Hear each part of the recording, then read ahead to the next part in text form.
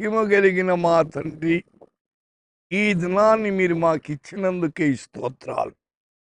ఈ దినం యెషయా గ్రంథం 56వ అధ్యాయం 7వ వచనం. నా ప్రార్థనా మందిరములో వారిని ఆనందింపజేశాను.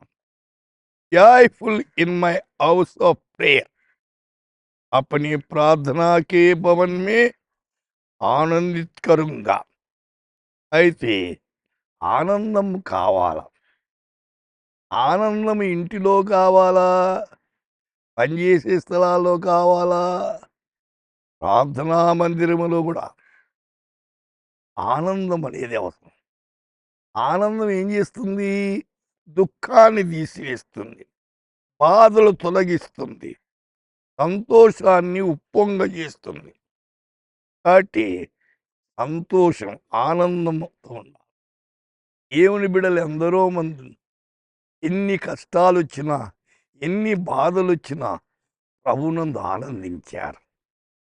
శ్రమల వైపు చూడలే. అయితే శ్రమల నుండి విడుదల చేసే దేవుని వైపు చూసి ఆనందించారు. అదే 16వ కీర్తనలో 11వ వచనములో, నీ సన్నిధిని సంపూర్ణ సంతోషము కలదు. ఎక్కడ? దేవుని సన్నిధిలో. ప్రతిరోజు దేవుని సన్నిధి అనుభవిస్తున్నావా? సంపూర్ణ సంతోషమట. సంపూర్ణ సంతోషం అంటే 100% పాలు. సంపూర్ణమైన సంతోషాన్ని అనుభవిస్తారు. అయితే ఆనందం అనేది అవసరం.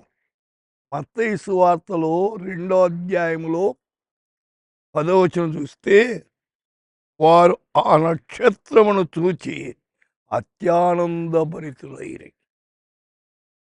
జ్ఞానులు యేసుని ఎదుక్కుంటూ వెళ్ళారు.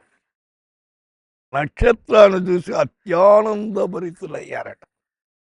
నక్షత్రం ఏం చేసింది? వాళ్ళని యేసు దగ్గర నడిపించింది.